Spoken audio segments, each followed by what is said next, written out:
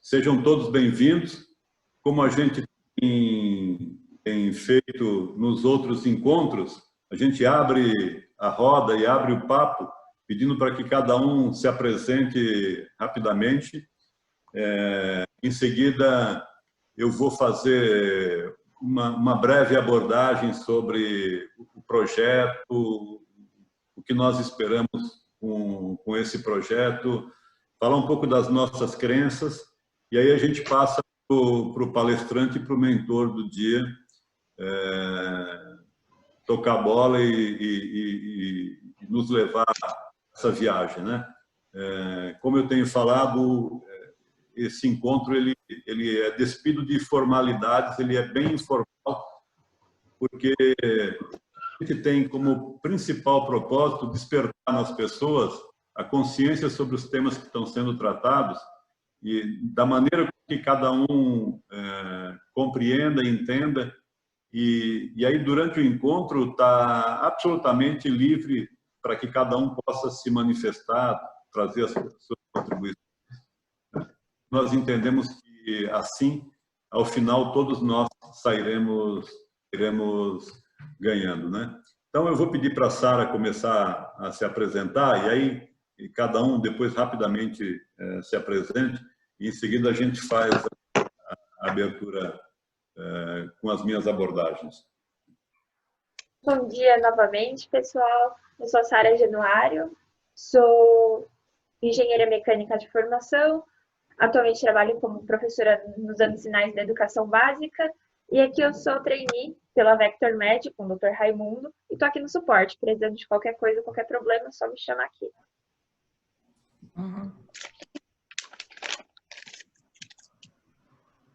Érica, pode ser você. Sou a Érica Witzel, não aparente. Conheci o Raimundo, a Rosângela do Mundo Fiesp, onde eu trabalhava até a pandemia. Minha formação é comunicação social em publicidade e sou uma eterna curiosa. E como eu participei da reunião da semana passada e eu gostei da interatividade do tema, então estou aqui novamente. Seja bem-vinda, Érica. Obrigada. Bom dia, eu sou Rosângela Portela, minha formação é comunicação e jornalismo, e nesses anos todos tenho trabalhado bastante com a interação de comunicação, educação, consultoria, e neste momento aqui estou buscando novos caminhos. Estou terminando um MBA agora em gestão e liderança, e é sempre muito bom estar perto de pessoas que comungam os mesmos valores. Obrigada. Socorro Nobre, seja muito bem-vinda. Como é que é a Fortaleza por aí? Ai, tá ótimo, tá lindo. Obrigada, Raimundo. Meu nome é Socorro Nobre, né? Agradeço ao Raimundo por estar sempre me atualizando no grupo dele. Ele me manda sempre algumas mensagens e eu achei o tema muito interessante. Eu sou enfermeira de formação, né? E hoje eu estou atuando no grupo sempre atuei no grupo Apivida, né, Raimundo? E na parte de gerenciamento de crises. Então é um tema muito importante que é o que nós estamos vivendo. Obrigada, Raimundo, por tudo. Seja bem-vinda. Salles também, um grande abraço, Brisa. Seja bem-vinda. Seja bem-vinda. Obrigada. Papi? Bom dia a todas, todos. Eu sou Maria Papi, eu sou advogada de formação, fui procuradora durante 20 e tantos anos, me aposentei e fiz algumas pós na vida, e agora a minha última aventura é estudar o direito sistêmico. O que é o direito sistêmico? É a constelação familiar aplicada ao direito. É um direito amoroso, é um direito humanístico, é um direito voltado para a paz das pessoas, que está litigando num processo. Aí a palavra litigando perde até o sentido, porque, em verdade, a ideia é que as pessoas se harmonizem dentro daquele conflito. O tema, acho que da Brisa vai me interessar muito, porque psicologia me interessa muito, como também me interessa física quântica, como também me interessa estudar aí os motivos que levam a alma humana a fazer o que fazem. E é isso, sou esposa do Raimundo e estou aqui prestigiando este evento. Muito obrigado. Doutor Renato. Bom dia, Raimundo. Bom dia, pessoal. Raimundo, eu estou na estrada. Eu vou ficar um pouquinho no áudio, tá? Tá bom. Seja bem-vindo. Muito obrigado aí mais uma vez pela oportunidade de participar do evento. Seja bem-vindo. Cássia, pode se apresentar? Bom dia, eu sou Cássia, sou psicóloga da equipe do CITEB e é uma honra poder estar com vocês nesta manhã. Muito obrigada pelo convite da Brisa. Obrigada, um beijo, obrigada, Raimundo. Bom dia para todos nós e boa reunião. Salles?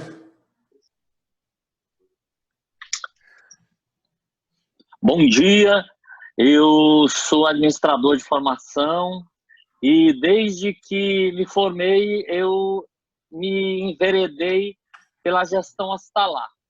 Nesse período, além de trabalhar numa empresa familiar, onde meu pai era o proprietário, eu acabei caindo nas redes próprias dos planos de saúde. Então, durante muitos anos, eu fui o gestor de rede própria do Apvida, depois passei a ser o gestor de rede própria da Amil e hoje estou cumprindo quarentena, esperando que esses dias passem para a gente começar tudo de novo.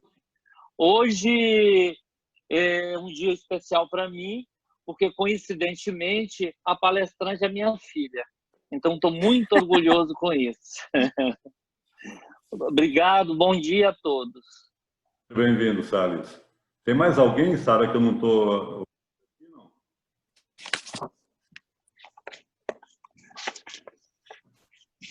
Bom dia a todos. Eu sou Rose, sou gerente do Espaço Vida Integral. Desculpe a máscara, que hoje nós estamos em atendimento aqui, mas coloquei máscara porque tem pacientes, né? E bom dia e boa palestra a todos.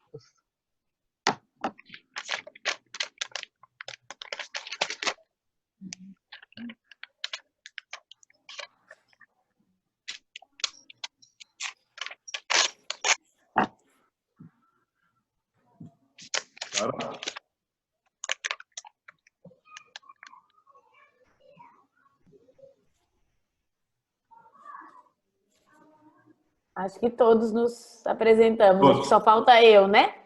Isso. Então, pessoal, bom dia. Obrigada pela presença de vocês.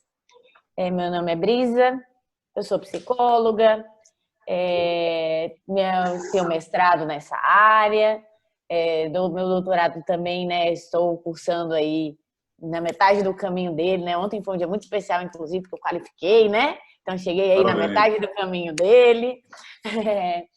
Então, minha experiência é muito mais com pessoas do que com gestão. Acho que a gente vai poder trocar bastante aqui, porque talvez isso tenha muito mais a ver com gestão do que a gente pensa, né? Do que a gente leva em consideração no nosso dia a dia. Meu pai, né, o Sally já falou que eu sou filha dele, uma frase que eu sempre escutei dentro de casa foi que a gente primeiro, antes de gerir empresa, a gente gere pessoas. E que a gente tem que saber lidar com as pessoas, né? E para mim isso é muito claro na vida. Quando a gente não sabe gerir nossas relações, não sabe lidar com as pessoas, as coisas complicam um pouco mais. Então hoje a gente vai falar um pouco mais sobre resiliência, relações interpessoais do trabalho e tentar aí, utilizar isso como forma de inverter um pouco, de virar a mesa do cenário atual que a gente tem no país, no mundo, né? Bacana, obrigado, Brisa. Provavelmente outras pessoas entrarão ao longo das apresentações, pelo menos essa tem sido a dinâmica dos últimos encontros. Sara, você pode...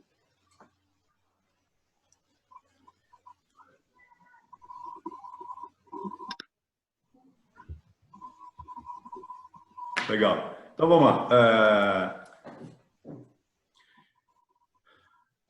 Nós estamos já entrando no segundo bloco. A gente estruturou esse programa em 3 blocos, né?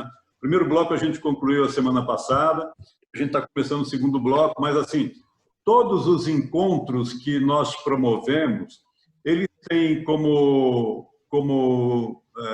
fundamento central trazer conhecimento, trazer experiências, compartilhar vivências e que possam contribuir para despertar em cada um de nós, em cada pessoa que participa e que depois também tem acesso a esse material, porque esse material, os encontros são gravados e o material é disponibilizado, e a gente tem percebido que muitas pessoas que não têm conseguido participar no sábado de manhã, que é um baita de uma quebra de paradigma, né? A gente resolveu apostar nessa experiência do sábado de manhã, que não é muito comum, né? Enfim, mas que as pessoas têm tido acesso a esse material depois ao longo da semana, e ele tem sido instrumento para a melhoria de qualificação das pessoas, né? Então, essencialmente, nós buscamos despertar nas pessoas o interesse pelo tema e a reflexão para que cada um possa se aprofundar num segundo momento e crescer como pessoa e como pessoa contributiva para que a sociedade possa viver em harmonia e todos nós possamos crescer. A VectorMed, ela é uma empresa constituída por um grupo de pessoas que são vencedoras, são pessoas que conhecem o negócio da cadeia produtiva de saúde, são pessoas que têm background de entrega de resultados, né? E a gente essencialmente trabalha em 3 eixos. Um eixo, a gente viabiliza negócios em produtos de saúde de terceiros. Então, a gente tem, e quem depois desejar conhecer, no nosso site tem mais detalhes, mas a gente apoia algumas startups de tecnologia que disponibilizam serviços inovadores para a área de saúde. A gente trabalha em projetos estratégicos de formação de gente e também a gente executa consultoria estratégica com o propósito de transformar as pessoas, fazendo-as produtoras de resultado. E eu gosto de usar esse slide sempre no início dos nossos encontros, porque ele fala um pouco das nossas crenças, né? Então, no que a gente acredita? A gente acredita exatamente nos relatos que a gente ouviu aqui, de que nós somos diferentes, nós temos expectativas e perspectivas diferentes, nós temos formações diferentes, né? E onde é que está o grande desafio desse momento, né? O grande desafio desse momento é a gente ter a capacidade de, no meio das nossas diferenças, trabalhar de forma colaborativa, né? Portanto, trabalhar de forma colaborativa trazer, introduzir as nossas competências pessoais em busca de determinados objetivos, mas, sobretudo, utilizar a capacidade que cada um de nós tem, né? De produzir, de refletir, de analisar criticamente as coisas que estão ao nosso redor para transformar o mundo. Essencialmente, a nossa função é de transformadores do mundo. Se nós somos pessoas diferenciadas, nós temos a função de transformar o mundo. E como é que a gente transforma o mundo? A gente transforma o mundo, de novo, trabalhando de forma colaborativa, trabalhando de forma simples, trabalhando de forma austera, e a austeridade aqui, ela está no sentido de usar o recurso que seja necessário para produzir o resultado que nós esperamos. nem mais e nem menos, né? Então, trabalhar de forma simples, trabalhar de forma austera, utilizar a tecnologia de maneira inteligente e simples. Eu tenho batido muito nesse tema, porque especialmente nessa hora, né, onde a gente está vivendo esse grande impacto da tecnologia nas nossas vidas, o cuidado de usar a tecnologia de forma inteligente e evitar os recursos que não são necessários para que a gente consiga fazer as entregas que nós pactuamos ou que nós nos comprometemos. Trabalhar as redes sociais também de forma responsável e de forma inteligente, mas especialmente ter atitudes construtivas. É assim que a gente acredita que nós poderemos nos tornar cada vez mais em transformadores desse mundo que a gente vive. As nossas atitudes, elas fazem a grande diferença.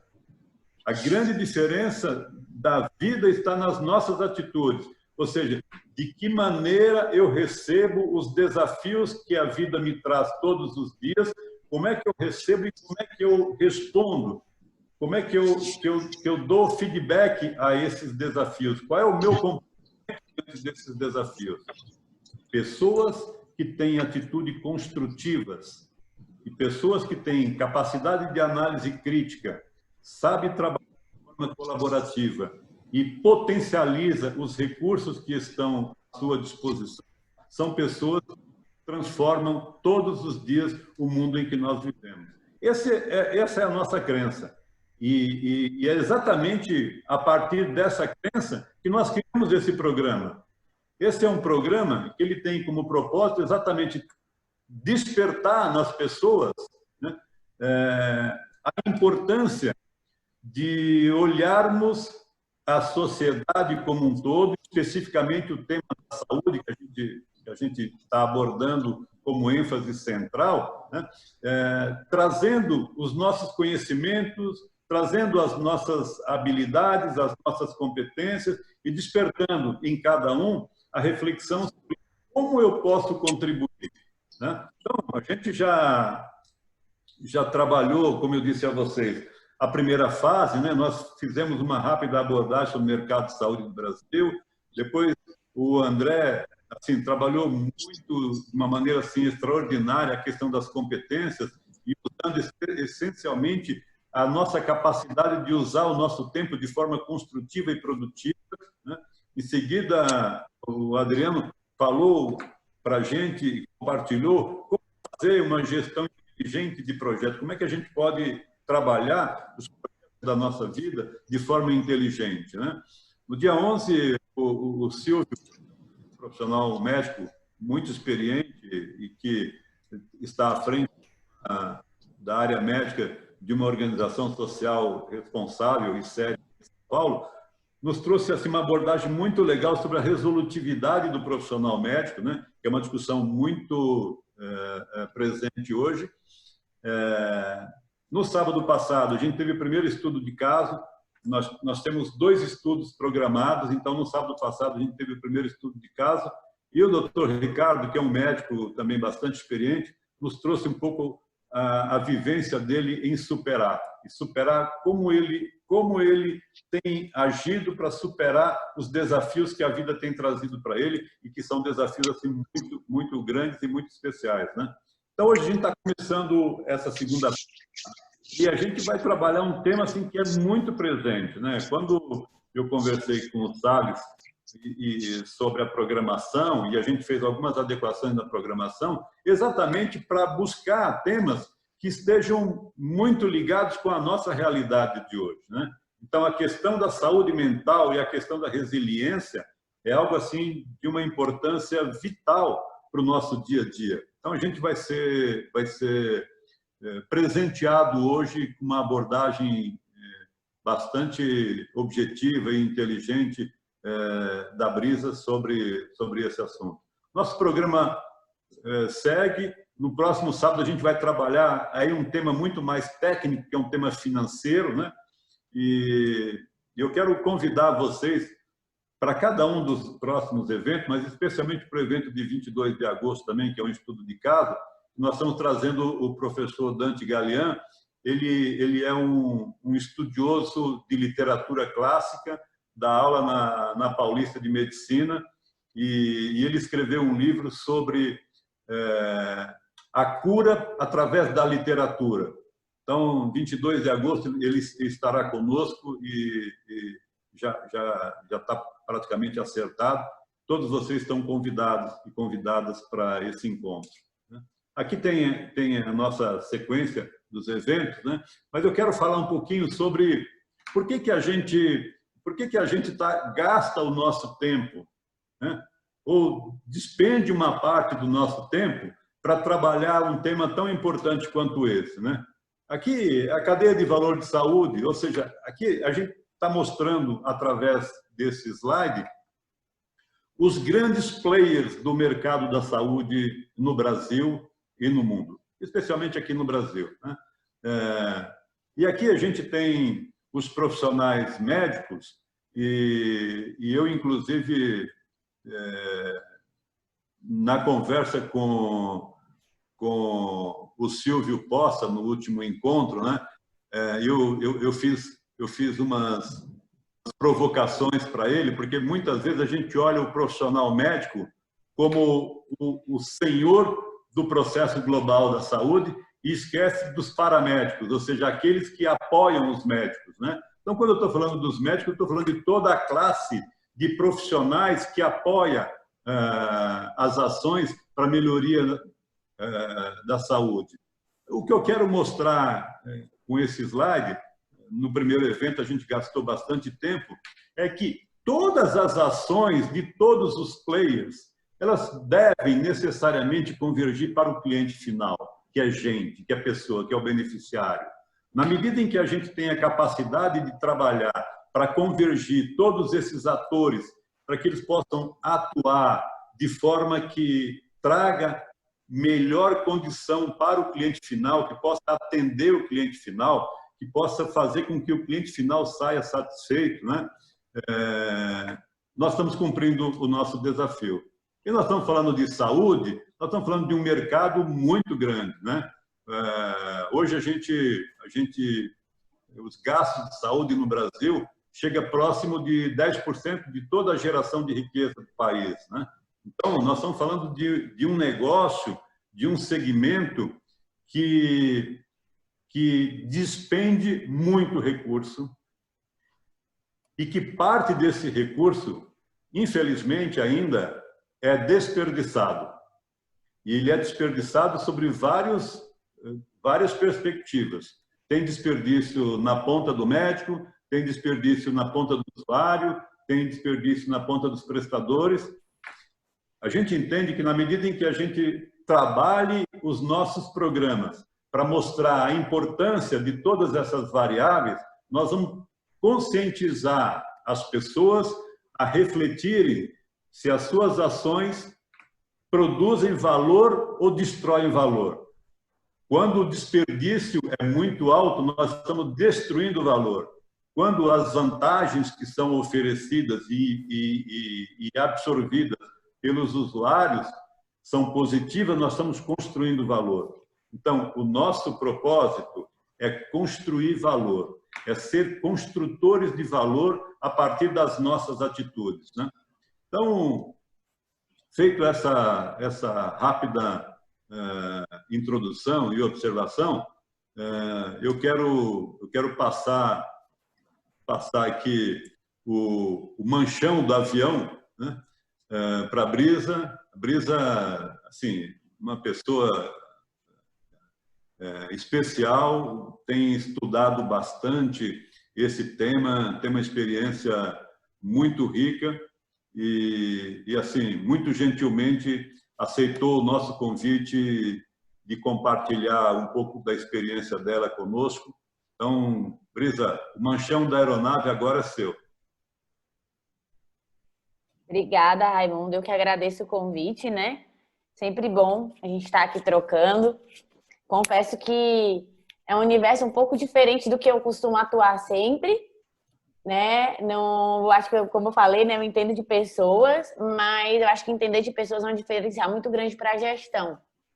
né? E eu acho que é nisso que a gente vai poder contribuir hoje.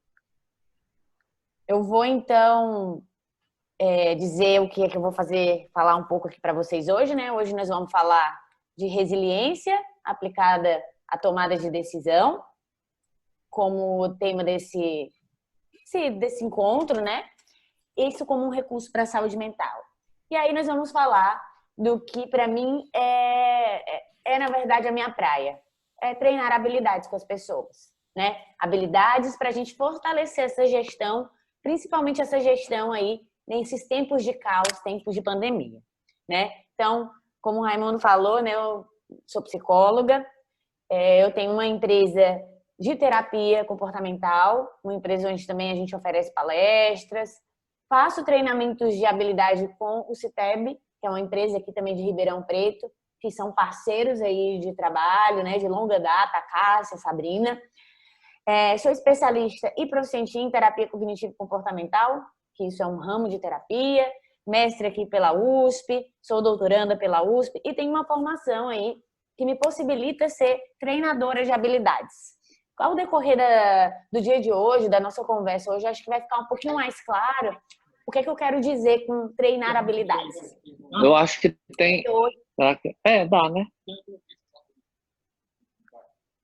Hoje nós vamos falar disso.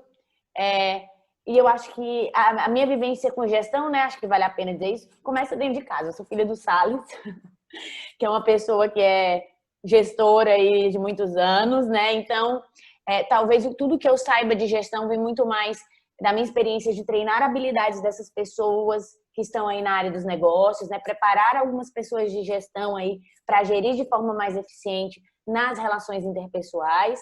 E aí, nessa experiência que eu vivenciei desde a infância dentro da minha casa. Então, essas empresas, né, como eu falei, a Levice Terapia Comportamental Dialética, que é uma empresa de terapia, né, uma empresa que dá palestras, enfim, aulas, e o CITEB são empresas parceiras, é aí que nascem essas ideias de treinamento para gestores, de treinamento para pessoas com dificuldades emocionais, né? Eu acho que esse é o nosso maior foco, de controle emocional, empresas que querem, né, dar aos casais, aos gestores, a qualquer pessoa que seja, mais habilidade para gerir as suas dificuldades, os seus problemas. Então, o que é que nós vamos falar hoje? A gente gosta muito de agenda, né? Nós vamos falar hoje de saúde mental, gestão em saúde e Covid-19. Nós vamos falar de como a gente pode gerenciar esse novo normal aí que se aproxima na nossa vida. Vamos falar das habilidades de aceitação de realidade. Vamos falar dos domínios de resiliência e focar na compostura como um domínio aí para a gente desenvolver hoje. Então, nós vamos desenvolver um domínio de resiliência aqui. Vamos fazer uma atividade prática, muito simples, mas é prática. E vamos falar de distorções cognitivas aplicada à gestão. E como, né, no final de tudo isso, o que a gente precisa fazer, qual é a receita do sucesso, né, para que a gente possa procurar uma gestão mais eficiente em saúde. Então, por que a gente fala de saúde mental aplicada à gestão? No momento que a gente está vivendo, eu até abri falando isso, né, a gente precisa entender que, muitas vezes, o nosso foco é na gestão de empresas, né? A gente foca na gestão em saúde, na gestão de empresas. Mas qual é a nossa primeira grande empresa? A primeira grande empresa que a gente gere? A primeira grande empresa que a gente costuma gerenciar é a nossa própria vida, né? E dessa empresa eu entendo. Dessa empresa, né, de autogerenciamento. Talvez eu não tenha minha vivência toda com gestão, mas de autogerenciamento eu entendo. E aí é aí que entra o segredo do sucesso. Pessoas que se gerenciam bem, elas gerenciam melhor times, elas tomam decisão de forma mais eficiente, elas conseguem ser mais persistentes e resilientes para não agir por impulso, e sim fazer o que funciona, o que precisa ser feito nos momentos que precisam ser feitos. Então, a gente vinha aí numa pegada de vida acelerada, multitarefa, uma vida onde o que era valorizado era a gente fazer várias coisas ao mesmo tempo, não importa quais eram os sacrifícios que a gente fazia. De repente, veio a Covid. E para alguns isso trouxe o home office, mais tempo livre. Para as pessoas que trabalham com saúde, provavelmente isso aumentou a carga de trabalho, fez com que a gente tivesse que se readaptar. Nos trouxe aí o medo, muitas vezes, de contaminação dos que estão próximos, a culpa de que isso pudesse acontecer. Então, toda o fato é que a Covid, ela traz para a gente uma necessidade de reorganização aí, de todo o funcionamento que a gente tem aí em gestão de saúde e em gestão de vida pessoal. Inclusive porque as empresas vão mudar depois disso, né? Quem é que vai agora querer mandar o seu gestor para viajar em tudo, para ir numa reunião? Não vai.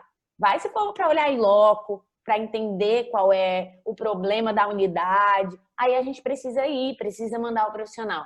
Mas vai ser evitado qualquer gasto que antes não era tão pensado, né? O de enviar para uma reunião, essas coisas vão mudar. A nossa forma de gerenciar, ela vai ser muito mais tecnológica do que era outra hora. Então, a gente vai precisar passar por esse processo de adaptação para entender aonde a gente quer chegar e como a gente vai chegar. Queria já deixar claro para vocês que esse é um papo informal. Se alguém quiser colocar alguma coisa, abra seu microfone, vá colocando e a gente vai conversando, tá? Raimundo, se você quiser falar alguma coisa também, fica à vontade, tá? Então, o que a Covid nos deixa aí de reflexos? A gente está tendo profissionais de saúde com sobrecarga de trabalho.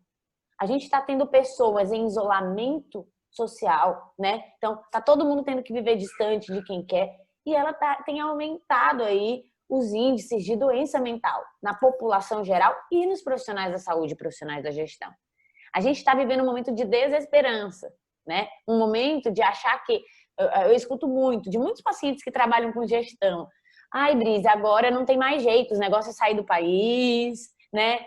Esse país está fadado para cá, um fracasso, a economia vai desandar de vez, né? Vai faturar agora e depois vai ter uma baixa. Olha todo o prejuízo que vai ser deixado por conta desse vírus. E tudo isso reflete em diversas áreas. Então, a gente tem aí um impacto geral, não só econômico, na vida das pessoas. Porque a questão econômica, ela interfere também na questão de saúde mental. Então, em vários estudos aí de fora do país, estudos brasileiros, a USP também tem conduzido um estudo com profissionais da saúde mental que vem mostrando como essas pessoas estão esgotadas. Então, vocês que já fazem gestão de pessoas, de equipes de saúde, essas equipes estão esgotadas com a situação atual que a gente está vivenciando. Então, como é que nós vamos gerenciar esse novo normal? Como lidar com isso agora, né? Se a empresa que a gente sabe gerenciar é a vida, se antes de gestar, né, e de gerir outros negócios, né, a gente precisa gerenciar a nossa vida, como é que nós vamos gerenciar esse novo normal se é que a gente não está adaptado? A gente ainda não sabe o que esperar. A gente vai ter que primeiro aceitar que esse é um tempo de vulnerabilidade e de incerteza. Nós estamos de fato ameaçados. Nós estamos de fato... até vi essa semana um autor falando que a gente está com a ameaça em coisas que a gente considera muito importantes na nossa vida. A ameaça de ficar doente, a ameaça de ficar pobre, a ameaça de perder quem a gente ama, né? E a ameaça de perder os nossos empregos, que muitas vezes dão sentido aí à nossa vida. Então, nós estamos de fato ameaçados. Nós estamos de fato em uma situação onde há incerteza, a gente não sabe o que vai acontecer no futuro. A gente não sabe quais são... A gente prevê que vão existir prejuízos advindos de tudo isso, mas a gente não sabe quais são os prejuízos que vão vir. Então, é normal que a gente esteja aí por um triz tentando se preparar para isso. E aí, o que a gente vai precisar fazer diante dessa situação? A primeira habilidade que nós vamos precisar desenvolver é a habilidade de aceitação da realidade como ela é, né? E aí eu gosto muito de usar essa frase: aceitar não é aprovar. Não, aceitar a realidade não quer dizer que eu sou conivente com ela, que eu goste dela, que eu não vou fazer nada para que ela seja diferente. Então, aceitação da realidade é a primeira habilidade que nós vamos ter que introjetar, que treinar para que a gente possa ter uma gestão efetiva. Se a gente não conseguir aceitar os nossos pensamentos, as nossas emoções, o nosso medo, essa vulnerabilidade que nós estamos vivenciando mesmo. Eu tô com medo, olha, de perder meu emprego, ou eu tô com medo da empresa falir, eu tô com medo de não fazer uma gestão eficiente. Aceitar a realidade que essa nova situação nos impõe é o princípio de tudo. Porque se eu parto de que eu preciso negar para mim mesmo que é assim que eu estou me sentindo, que é assim que as coisas são, que as coisas não vão abrir tão cedo, que as unidades estão lotadas, se eu nego isso para mim, eu provavelmente não vou conseguir fazer uma gestão inteligente. Então, aceitar como as coisas são, por pior que seja, por mais difícil que seja, olhar lá para a minha unidade e ver, né, tudo que está faltando, ver as lotações, pegar a realidade e fazer dela. Pronto, é isso aqui que é a realidade que a gente tem. É aqui que a gente precisa intervir. Esse é o primeiro passo. E aí, né, eu achei interessante, né, fiquei pensando, vamos falar de resiliência, vamos falar de tudo, da mesma coisa que as pessoas já escutaram, né? Esse pessoal da gestão deve estar um pouquinho cansado de ouvir falar desse tema. Pensando nisso, eu fiquei pensando, o que eu posso falar? Vamos falar da história do bambu, vamos falar do bambu. Todo mundo sabe o que é o bambu, né? O bambu é uma árvore aí, né? Uma planta muito flexível, que se adapta a qualquer condição climática, qualquer região topográfica, o bambu se adapta. É utilizado inclusive em construção civil para deixar os prédios mais firmes, dar essa leveza e sustentabilidade, né? Então, varas, faz esteira, bambu é flexível. Ele lembra a flexibilidade que a gente precisa ter para atravessar momentos como esse que a gente está tendo agora. Então, a gente vai ver bambu aqui nessa apresentação de diversas formas, porque é isso que a gente precisa ser nesse momento. A gente precisa ter a flexibilidade do bambu. Se a gente não tiver essa flexibilidade, provavelmente as coisas vão ficar muito mais difíceis de ser aceitas. A gente vai ter muito mais dificuldade de encarar a realidade como ela vem sendo. Então, a gente precisa ser forte por fora, igual o bambu é, e delicado por dentro, macio, né? Então, é isso que a gente vai precisar desenvolver nesse período aí, para a gente ter uma história de sucesso. Então, qual é o proveito que a gente vai tirar desse tempo? Essa é uma escolha que a gente pode fazer. Que proveito nós vamos tirar desse tempo que está exigindo que a gente tenha resiliência, que a gente tenha flexibilidade, que a gente se molde? O que a gente pode fazer? O que a gente pode evoluir? Quais habilidades, né? Quais potenciais eu, enquanto gestor, posso aproveitar esse tempo aí de quarentena para estar desenvolvendo? Brisa, mas aí para algumas pessoas a demanda diminuiu, mas para mim a demanda de trabalho aumentou. Perfeito. E dentro dessa demanda que aumentou, o que eu posso fazer para tirar proveito? O que eu posso aprender a cada dia na minha gestão? Isso é muito importante a gente ter claro. E se eu estou mais livre, com mais tempo disponível, o que eu vou fazer para desenvolver minhas habilidades, minhas capacidades, minhas potencialidades? Estar mais recolocado no mercado, estar mais apto a gerenciar minhas unidades. O que eu vou fazer diante disso? Então, essa é a pergunta que a gente precisa se fazer a todo momento. Então, a gente sabe que, diante do que a gente está vivenciando com a Covid, a resiliência é o cenário mais provável. Porque ela vai se fortalecer. A gente vai ter que sair disso mais resiliente para sobreviver. O ser humano, a espécie humana, ela só sobreviveu porque ela foi resiliente, desde os tempos das cavernas. Então, mais uma vez, a gente está passando por um corte que necessita de resiliência, que nos faz pensar sobre a necessidade de olhar para isso. Então, a gente vai ter que se moldar e pensar aí em como agir diante dessas situações. Tanto que, acho até que vale a pena dizer isso, né? Quando a gente pensa em pessoas que são vendedoras de seguro, vendedoras de plano de saúde, elas precisam ser pessoas muito resilientes, muito, muito perseverantes, porque a cada 10, 15 nãos, elas vão ouvir um sim. E agora nós vamos ter que se moldar mais ainda a essa realidade. Nós vamos ter que atribuir mais ainda as questões a coisas pouco específicas e muito mais abrangentes, a situações muito menos abrangentes, né, na verdade, muito mais voltadas não para mim como pessoa, mas para a situação como um todo, para o cenário que eu estou vivendo, para o cenário que está trazendo. Muito menos para a minha capacidade e muito mais para a situação como um todo.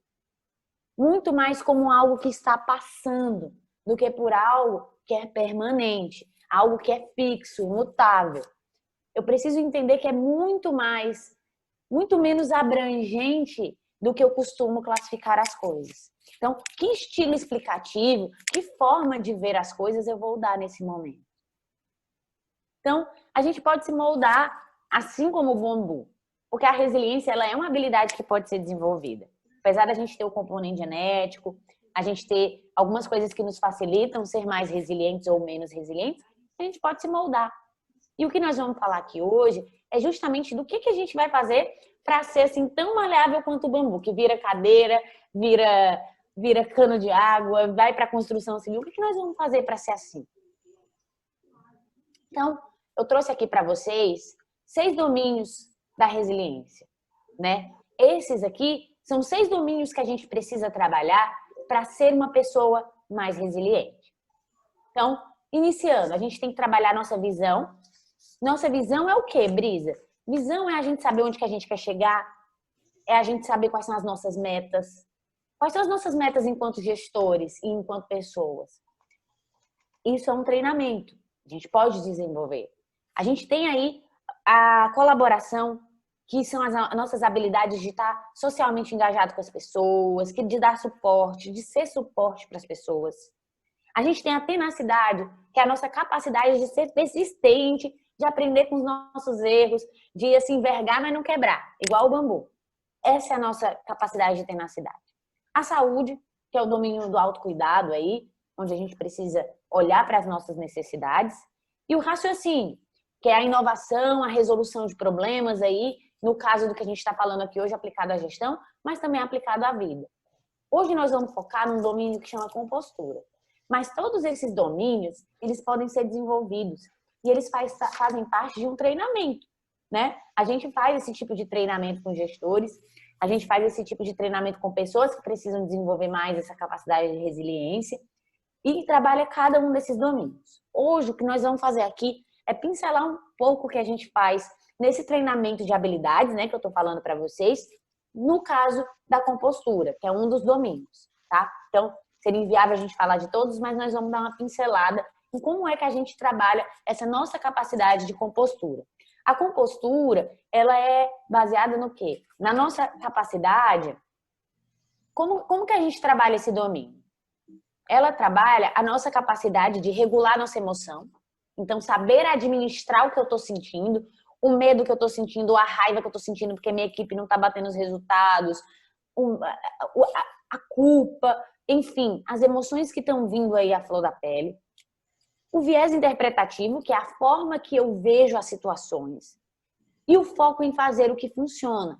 Então, a compostura é o nosso domínio da resiliência que trabalha essas questões. Hoje nós vamos focar em viés interpretativo, tá? Tudo isso aqui, né, daria um dia inteiro. Mas nós vamos focar em falar um pouquinho sobre como a gente interpreta cada situação. Então, o que o viés interpretativo afeta? Afeta a nossa tomada de decisão e resolução de problemas, porque se eu não estou vendo a situação como ela de fato é, eu não consigo fazer uma intervenção efetiva, eu não consigo olhar para a situação e ser cirúrgica no que eu preciso agir, em como eu preciso agir. O viés interpretativo afeta minhas relações interpessoais, as minhas relações de trabalho, inclusive, com os meus superiores, com os meus semelhantes, com os meus subordinados. Isso atrapalha as nossas relações. O viés interpretativo atrapalha a nossa flexibilidade cognitiva. Então, quando eu estou com um viés fixo e eu não olho para o todo, eu costumo ficar com aquela impressão e não avaliar se de fato a situação é baseada naquilo. O viés interpretativo, ele dificulta a minha regulação emocional e dificulta o meu autocuidado. Então, se eu não consigo administrar minhas emoções, se eu não consigo olhar para ganhar perspectiva, olhar para o cenário por um todo, para tomar decisões, se eu não consigo ter relações saudáveis, ter relações que funcionam, baseadas no que é necessário, baseadas nos meus objetivos, o viés interpretativo aí vai atrapalhar muito isso. E se eu não consigo isso, eu não consigo gestão efetiva. Por mais que eu tenha competência técnica. Por isso que eu falei para vocês, de gestão vocês vão entender muito mais que eu. Mas o que a gente está falando hoje aqui é do desenvolvimento de competências que muitas vezes ficam engavetadas, esquecidas, que a gente não trabalha, que a gente não desenvolve, que a gente não treina. A gente treina na marra, treina no nosso dia a dia. Mas é como se a gente treinasse para partida de futebol já quando a gente já está em campo. E aí é que a questão vai complicando. Porque muitas vezes isso envolve um treino de aprendizado para que depois eu vá colocando em prática. Às vezes eu não tenho aquela competência tão bem desenvolvida. Então, quais são os efeitos em gestão da gente pensar no pior cenário? Gestores são pessoas que são, né, em sua maioria, pessoas que estão preparadas para pensar nas piores possibilidades, né? A gente está sempre aí olhando para o que de pior vai acontecer, né? O que é mais danoso aí pode acontecer nessa gestão, nessa situação. E aí, o que acontece? A gente pensar no negativo, a gente pensar o pessimismo, ser catastrófico em gestão, muitas vezes é valorizado. Porque aí isso nos dá a impressão de que nós resolvemos problemas. E talvez isso faça muito sentido em algumas situações. Ao mesmo tempo, o pessimismo, ele é muito responsável por nós adoecermos mentalmente, por nós não termos flexibilidade cognitiva, por nós não sabermos gerenciar. A gente leva essa catastrofização e essa dificuldade para a nossa vida como um todo. E é aí que os riscos começam a acontecer. A gestão, ela precisa levar em consideração as piores coisas que podem acontecer. Mas se a gente não tiver como instilar otimismo na nossa equipe, gerar esperança, motivar o nosso colaborador, motivar as pessoas que estão ao nosso redor, a gente pouco vai conseguir gerenciar o time. A gente vai ficar tão focado nas catástrofes, nas coisas ruins que podem acontecer ou que tendem a acontecer, que eu esqueço de olhar a perspectiva como um todo. E eu até posso ser negativo, focado na gestão, quando necessário. O problema é quando eu levo esse pessimismo a cabo em tudo. Eu não ganho a perspectiva, eu tenho um viés interpretativo. E eu começo a achar que eu levar as coisas pelo lado de que, vamos fazer aqui tudo que pode dar errado, né? Deixa eu pensar, se der errado eu faço isso. Se eu começo a fazer isso sempre na minha vida, se eu não entendo que isso faz parte de uma gestão eficiente e só naquele cenário isso é aceitável, eu começo a me contaminar com esses pensamentos e com esse viés interpretativo catastrófico, que é levado, inclusive, para o meu gerenciamento de equipe, para o meu gerenciamento de gestão. Então, Brise, você está falando o quê? Eu estou falando que a gente precisa desenvolver a capacidade de ter um balanço, otimismo e pessimismo aí para uma gestão efetiva. A gente vai ter que pesar. Um gestor que não pesa o que pode acontecer de errado, ele não é um gestor efetivo. Evidentemente, a gente precisa pensar em gestão efetiva, a gente precisa pensar nas coisas que podem dar erradas, mas a gente também tem que instilar em motivação e se instilar também expectativas e esperanças de que as coisas vão dar certo. Né? Então, ser persistente.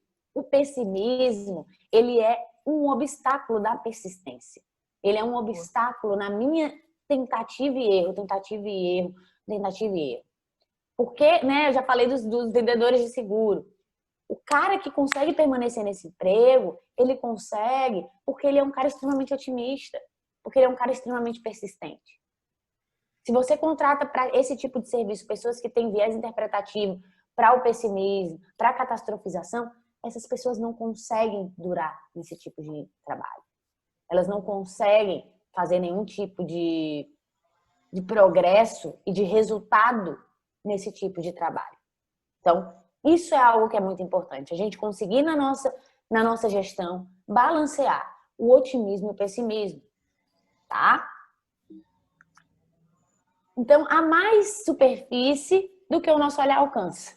Apesar da gente achar, às vezes, eu tô gerindo aqui minha empresa, eu tô vendo tudo, eu tô de olho em tudo. Há muito mais superfície do que o nosso olhar alcança. Por isso que muitas vezes, né, a gente interpreta as coisas. Quantas vezes isso acontece com vocês? Alguém liga da equipe ou alguém diz, a situação tal é a seguinte, está acontecendo isso aqui na minha unidade, eu não sei o que está acontecendo. Quando você chega lá, a perspectiva é outra. Porque as pessoas têm vieses interpretativos diferentes. Por isso que muitas vezes a gente ir ao local é tão importante. A gente precisa ver o que está de fato acontecendo para dar substância para a nossa situação. Eu vou dar um exemplo aqui do dia a dia, que pode acontecer na vida de qualquer um de vocês e que também acontece em gestão. Mas eu vou usar um exemplo do dia a dia. Imagine que você está no seu carro, no meio de uma via expressa, e de repente o pneu do seu carro fura. Você está lá parado, você tem uma reunião marcada, né, com o presidente da empresa, daqui a meia hora, e o seu pneu está furado. De repente você vê passando na via uma pessoa que você tem muito apreço. O seu melhor amigo, um filho, uma filha, um marido, uma mulher. Você vê que a pessoa te viu, você sabe que ela te viu e ela não para te ajudar. Como é que você interpreta isso? Quero que vocês pensem aí. Como é que vocês interpretam essa situação? O que ia passar na sua cabeça? Que sentimento você ia ter nessa hora?